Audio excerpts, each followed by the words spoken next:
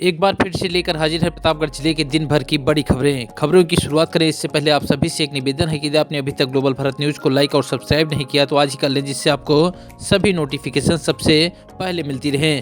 चलिए देर न करते हुए करते हैं आज की पहली बड़ी खबर सदर इलाके से, जहां केजीएस सीमेंट लिमिटेड के चेयरमैन पवन कुमार अहलुवालिया का प्रतापगढ़ पहुंचने पर किया गया ढोल नगाड़ों के साथ गर्मजोशी के साथ स्वागत। बता दें कि अयोध्या में भगवान श्री राम लला का परिवार सहित दर्शन करके लौट रहे केजीएस सीमेंट लिमिटेड के चेयरमैन पवन कुमार अहलुवालिया पहली बार प्रतापगढ़ पहुंचे, जहां ढोल नगाड़ों के साथ उनका गर्मजोशी के साथ स्वागत किया गया। इस दौरान पवन अहलुवालिया मीडिया से रूबरू हुए और उन्होंने बताया कि भगवान श्री राम का दर्शन अलौकिक था और वह बार बार अयोध्या जाकर भगवान श्री राम का दर्शन करना चाहेंगे। उन्होंने कंपनी के बारे में भी जानकारी दी और कहा कि रोजगार का सृजन करने की नीयत से जल्द ही उनकी कंपनी एक नया प्लांट लगाने जा रही है और प्रोडक्ट की क्वालिटी से उनकी कंपनी कभी भी समझौता नहीं करती, जिसका नतीजा है कि लगातार कंपनी का ग्रोथ बढ़ रहा है, लोगों का विश्वास कंपनी के प्रति बढ़ रहा है। इस दौरान प्रतापगढ़ जिले के आंवला से निर्मित उत्पादों का भी उन्होंने स्वाद चखा। इसके अलावा रसमलाई का भी स्वाद चखने के बाद उन्होंने जमकर तारीफ की। कहा कि जिले के लोगों द्वारा किए गए भव्य स्वागत से वह गदगद हैं और उन्हें ऐसा उम्मीद नहीं थी कि प्रतापगढ़ जिले में इस तरीके से उन्हें प्यार मिलेगा। इस कार्यक्रम में सेल्स प्रमोटर उपेंद्र सिंह सोनू के अलावा district incharge Aditya Dixit, technical incharge Aditya Vishwakarma और सनी मिश्रा समेत तमाम लोग मौजूद रहे।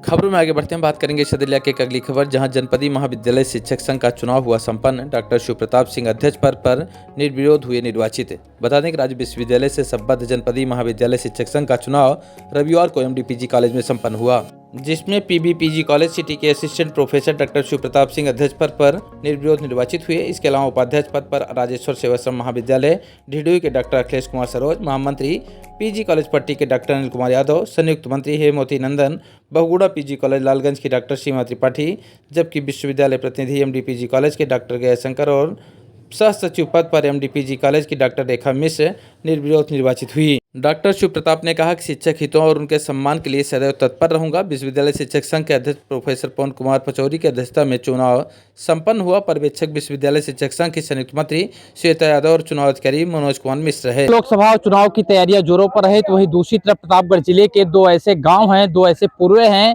जहाँ के मतदाताओं ने मतदान का बहिष्कार करने का ऐलान किया है।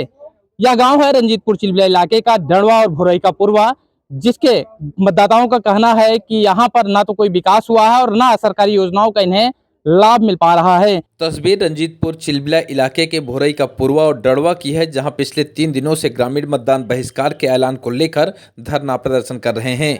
ग्रामीणों का आरोप है कि पहले यह सभी रंजीतपुर चिलबिला गाँव के निवासी थे, लेकिन नगर पालिका का जब परिसीमन हुआ तो इन दो पूर्वों को मझधार में छोड़ दिया गया और अब यह दोनों गांव ना तो नगर पालिका में आते हैं और ना ही ग्राम सभा में, जिसकी वजह से गांव के लोगों को काफी दिक्कतों का सामना करना पड़ रहा है।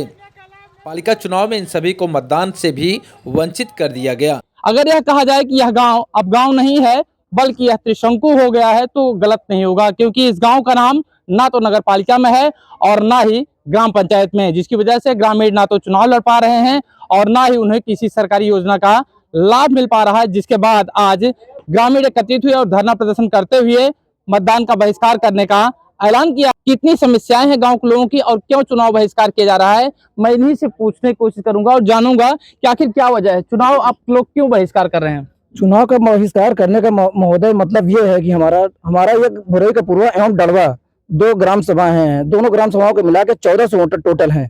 1400 वोटर में से 2021 में जब चुनाव हुआ, 2021 में चुनाव होने के बाद ग्राम प्रधानी का चुनाव हुआ, तो वहाँ पे हम लोगों को बताया गया कि आपका परिसीमन आपका हो गया नगर पालिका में।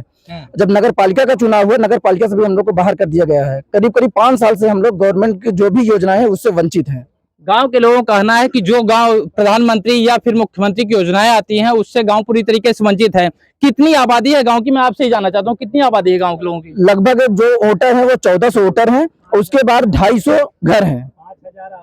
अब 5 पूरे अगर दिखाया जाए कि दोनों भोरई के पूरा डलवा मिला के 5000 आबादी है। जिस रोड से आप मान्यवर आए हैं उस रोड की स्थिति आप देख लीजिए, करीब इस रोड की स्थिति इतनी खराब है, ना तो नाली है ना तो रोड है, किसी भी तरीके के गवर्नमेंट की कोई भी योजना सारी योजनाओं से वंचित है। यहाँ पे काफी महिलाएं भी हैं, उनसे भी जानने की कोशिश करूंगा। आखिर माता जी आप क्यों वोट का बहिष्कार कर रही हैं? हमारे गांव में न नाली है, न पानी है, न पानी शुद्ध है, न नाली शुद्ध है, न राशन कार्ड हमारा लोग को बन रहा है। जहां हमारा गांव रहेगा हम लोग वोट नहीं देंगे, हम यही जानते हैं। किसी जनप्रतिनिधि से बात हुई आपकी? सबसे बात जो करने वाले हैं करते हैं, लेकिन वो काम होता नहीं है। निवास बनवाने जाओ तो, आधार कार्ड बनवाने जाओ तो, आप मृत्यु प्रमाण पत्र बनवाने जाओ तो पैसा भी लगाओ, काम भी नहीं होता है। राशन कार्ड जब बनवाने जाओ तो कहते हैं 1000 रुपया लाओ, जब दे देते हैं तो भी काम नहीं होता है।